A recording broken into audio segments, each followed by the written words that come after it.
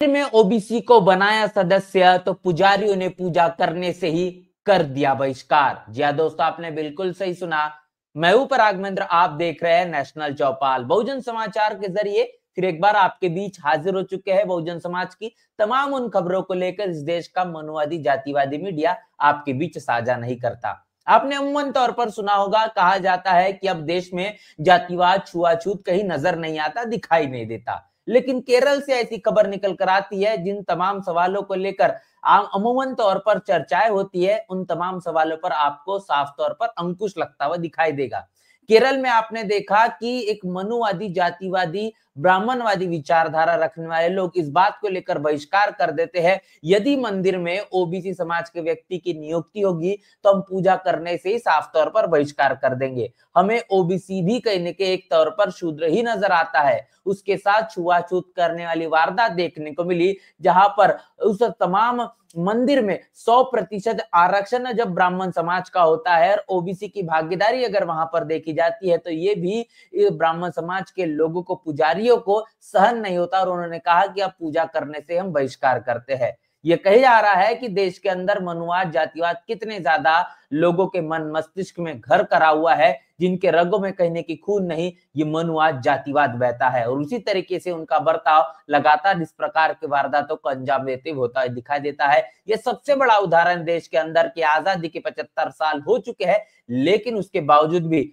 मनुवाद जातिवाद किस तरीके से लोगों के मन में हावी है। और इसके साथ साथ केरल में आरएसएस के प्रमुख मोहन भागवत सरसंघ चालक ये कहते हैं कि जो ट्रेडिशनल तौर पर, सांस्कृतिक तौर पर आपको क्या करना होगा, तो आपको सांस्कृतिक तौर पर वस्त्रों का ग्रहण करना है, वस्त्र आपको पहनना है और इतना ही नहीं तो इंग्लिश का बहिष्कार करना है, इंग्लिश आपको इस्तेमाल नहीं करना है। मतलब उनका ये कहना है कि अब आपको उस कल्चर में, उस संस्कृति में खुद को ढालना होगा जो कहीं न कहीं भारत की संस्कृति है। तो आप देख रहे हैं कि ये बात उन्होंने कहा कि ही उन्होंने केरला में जाकर ये बात कही है, जहां पर इंग्लिश उनकी सेकंड लैंग्वेज है और वहां पर हिंदी को मान्यता, हिंदी को सबसे पहले प्राथमिकता देने की बात जो मोहन भागवत ने की है।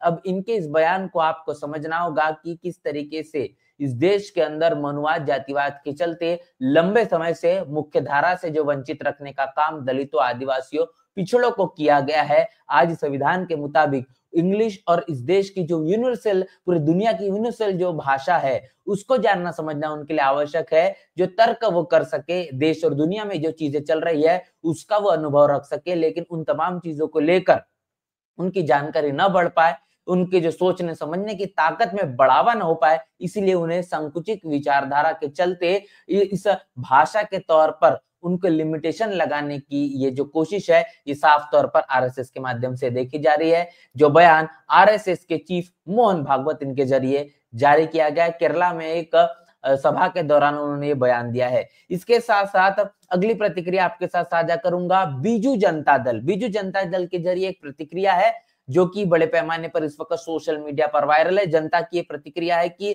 चुनाव प्रक्रिया के स्वतंत्र ऑडिट हो और उसके साथ साथ बूथ पर कुल वोटों की संख्या हो और ईवीएम में कुल वोटों की संख्या के बीच में अंतर दिखा है और पूरे निर्वाचन प्रक्रिया के समय समय पर ऑडिट हो सीएजी या स्वतंत्र ऑडिटर द्वारा की जाए। मतलब जब भी ईवीएम मशीन के वोटों की जब गिनती होती है और बैलेट पेपर के और वीवीपैट के जरिए जो पर्ची निकलती है, उस दोनों की गिनती कर कर उसमें किसी भी तरीके का जो अंतर ना होना चाहिए, ऐसे लगातार ईवीएम मशीन पर जो सवाल खड़े किए जाते हैं। ये बयान इस वक्त सोशल मीडिया पर काफी ज्यादा वायरल है और बीजू जनता दल के जरिए प्रतिक्रिया है कि ईवीएम में कुल वोटों की संख्या और उसके साथ साथ जो ऑडिट हो रहे हैं उन तमाम बूथों पर जो कुल वोटों की संख्या है उसमें जो अंतर है वो अंतर ना मिल पाए, अगर अंतर मिलता है तो उसकी सही मायने में जांच पड़ताल हो। ये बड़ी प्रतिक्रिया यहाँ पर बीजू जनता दल के जरिए दी गई है। इसके साथ साथ आपको बता दें कि प्रयागराज में बड़े पैमाने पर महाकुंभ का जो आयोजन किया गया था, इस कुंभ के दौरान जो सफाई कर्मचारी वहां पर मौजूद थे, उन सफाई कर्मचारियों को जो वेतन मिलना चाहिए वो वेतन उन्हें नहीं दिया गया है, जिसके कारण बड़े पैमाने पर उनका जो अनशन है और उनका जो आंदोलन है वो बरकरार है नगर निगम प्रयागराज के सामने में, जिसको लेकर चंद्रशेखर आजाद ने अपनी बड़ी प्रतिक्रिया दी है। चंद्रशेखर आजाद ने कहा है कि जो भव्य दिव्य बनाने का ढोंग जो महाकुंभ को किया गया है, लेकिन उसकी भव्यता के पीछे का कारण यह है बड़े पैमाने पर जो सफाई कर्मचारी अपने खून पसीने को लेकर टिके हुए थे, बरकरार थे और उन्होंने अमानवीय परिस्थितियों को जिस तरीके से वहां उनके साथ झोंकने का काम किया गया, 10,000 रुपए की मामूली मजदूरी के चलते उनको 15 से 16 से 17-18 घंटे तक उनको काम किया गया। शौचालय जिस तरीके से बदबूदार थे उसके बावजूद वहां पर रहने के लिए वो मजबूर थे और ये कुंभ समाप्त होने के बाद उनके खून पसीने की कमाई अगर उनको देने की जब बात आई तो सरकार ने अपने हाथ पूरी तरीके से ऊपर उठा लिए और तकरीबन 3 महीने के वेतन तक उन्हें नहीं दिया जा रहा है। उनसे काम लगातार लिया गया लेकिन 3 महीने से उनको वेतन नहीं मिला है। उनके साथ सिर्फ और सिर्फ लूट हुई है, ये शोषण है, बल्कि सरकार और जातिवाद अमानवीय चरित्र को भी उजागर करता है। भारतीय जनता पार्टी की योगी आदित्यनाथ की उत्तर प्रदेश में जो सरकार चल रही है उसका ये रवैया देखिए, जिसका खुलासा चंद्रशेखर आजाद इनके माध्यम से किया गया है। इसके साथ साथ चंद्रशेखर आजाद ने काफी कुछ अहम सवाल किए हैं। योगी आदित्यनाथ से सवाल करते हुए चंद्रशेखर आजाद कह रहे हैं कि 75,7,500 करोड़ रुपए लगाकर एक विशाल बजट को लेकर जो कुंभ का जो आयोजन किया गया था, इसमें सफाई कर्मचारियों के लिए कितना पैसा आवंटित किया गया, इसका खुलासा होना चाहिए। वो आगे कह रहे हैं कि जब सरकार करोड़ रुपए महाकुंभ के प्रचार में लगा सकती है तो सफाई कर्मचारियों को आखिर उनका वेतन देने से आज इतनी परेशानी दिक्कत क्यों? उत्तर प्रदेश में सफाई कर्मचारियों के साथ में जो उनका मेहनत के साथ इस्तेमाल किया गया और अब उनके साथ बड़े पैमाने पर धोखाधड़ी हो रही है। 3 महीने से वेतन नहीं हुआ है। क्या ये सरकार राम राज्य सफाई कर्मचारियों पर शोषण पर टिका हुआ है? ये भी बड़ा सवाल यहाँ पर चंद्रशेखर आजाद ने किया है। इसके साथ साथ उत्तर प्रदेश में एक ऐसी घटना जो आपको दिल दहला देगी, सोचने समझने के लिए मजबूर कर देगी कि आखिर उत्तर प्रदेश में हो क्या रहा है, जिसको लेकर प्रकाश अंबेडकर वंचित बहुजन आघाड़ी के राष्ट्रीय अध्यक्ष ने कहा है कि एक दलित गर्भवती महिला के साथ राजस्थान पुलिस कर्मी की दरिंदगी देखिए। राजस्थान की जो खबर निकल कर आ रही है, उत्तर प्रदेश में भी आपने देखा कि जो गुंडाराज जंगल राज है जो अपने चरम सीमा पर पहुंच चुका है। कुश्ती महासंघ का निलंबन रद्द हो चुका। आपने देखा कि कुश्ती महासंघ को लेकर एक समय में कितना बड़ा विवाद देश के अंदर हुआ, जंतर मंतर से काफी ज्यादा आवाजें बुलंद की गई और नरेंद्र मोदी के नेतृत्व वाली सरकार जो है वो ब्राह्मणवादी पेशवाई की सरकार है, ये प्रकाश अंबेडकर कह रहे हैं। आगे कह रहे हैं कि ब्राह्मणवादी पेशवा शराब में डूबे रहते थे, महिलाओं का शोषण करते थे। ब्राह्मणवादी पेशवाओं ने दलितों और महिलाओं पर कठोर अमानवीय जाति और मनुवादी प्रतिबंध लगाए थे और इतना ही नहीं तो ब्राह्मणवादी पेशवाओं की तरह ही ये सरकार भी महिलाओं के साथ उसी तरीके का सलूक करती है, लैंगिकवाद करती है, यौन हिंसा करती है, इसको बढ़ावा देती है और उन्हें बार बार अपमानित करने का भी काम करती है। ये सरकार मनुवादी है और ब्राह्मणवादी पेशवा की सरकार है। इसके साथ साथ उन्होंने जो खबर को साझा किया, उन्होंने कहा है कि भारतीय कुश्ती महासंघ के आखिरी हटा बैन और ब्रजभूषण के करीबी का कायम हुआ दबदबा। मतलब ब्रजभूषण शरण सिंह को लेकर जो मामला आपने देखा,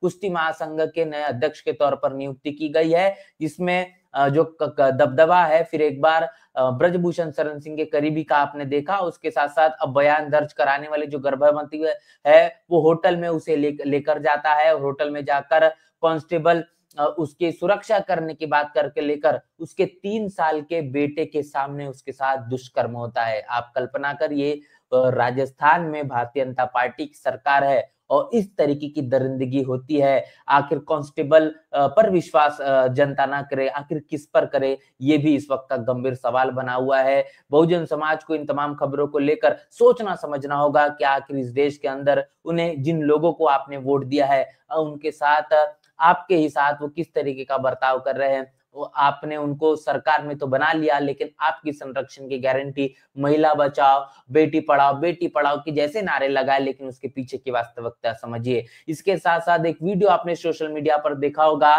जो वीडियो आपने जिस तरीके से शुभंकर सिंह जो कि ब्रॉडकास्ट चलाते हैं, जो पत्रकार है जिनके माध्यम से अनेकों प्रकार के वीडियो सोशल मीडिया पर वायरल होते हैं, तमाम तरीके के नए नए जो गेस्ट को बुलाकर उनके साथ पॉडकास्ट करने का काम करते हैं। शुभंकर मिश्रा के जरिए फूलन देवी की हत्या करने वाले व्यक्ति को उन्होंने अपने पॉडकास्ट में बुलाया और सवाल उन्होंने किया कि आपने फूलन देवी को ठोका, क्यों ठोका? तमाम तरीके इस तरीके के शब्दों का इस्तेमाल किया गया, जिस पर केशव देव मौर्य ने अपनी प्रतिक्रिया दी है। जो राष्ट्रीय अध्यक्ष है महान दल के, उन्होंने कहा है कि शुभंकर मिश्रा ध्यान से सुन लो, सूरज पर थूकने से सूरज गंदा नहीं होता, बल्कि थूकने वाले के मुंह पर ही थूक जाता है। तुमने दलित पिछड़े समाज की पूजनीय मात्र स्वरूपा फूलन देवी पर जो कीचड़ उछालने का जो प्रयास किया है, उससे इस बात को लेकर स्पष्ट होता है कि तुम भी अंदर से सामंतवादी हो, विचारधारा के पोषक हो। और केशव प्रसाद मौर्य,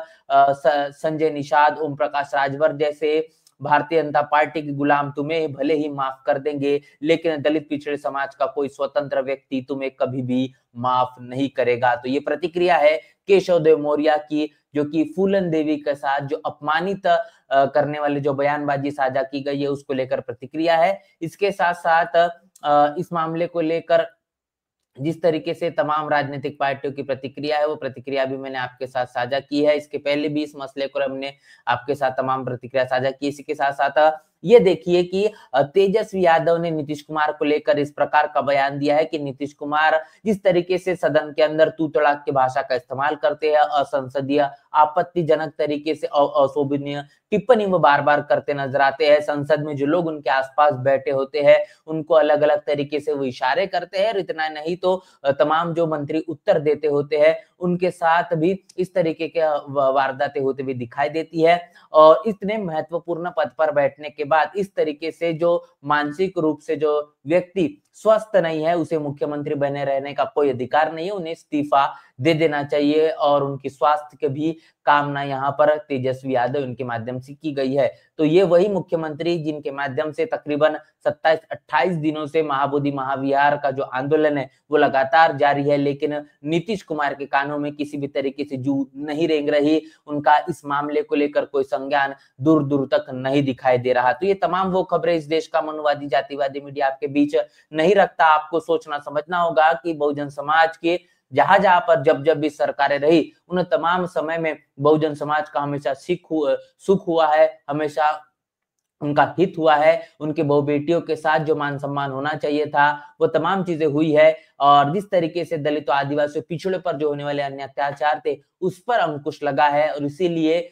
बहुजन लीडरशिप रखने वाली पार्टियों ने ही हमेशा बहुजन समाज का संरक्षण किया है। इन तमाम खबरों को लेकर आपकी राय, आपकी प्रतिक्रिया लिखकर कमेंट बॉक्स में जरूर बताएं। बने रहे नेशनल चौपाल के साथ, मिलते नए वीडियो में, तब तक के लिए जय भीम, जय भारत।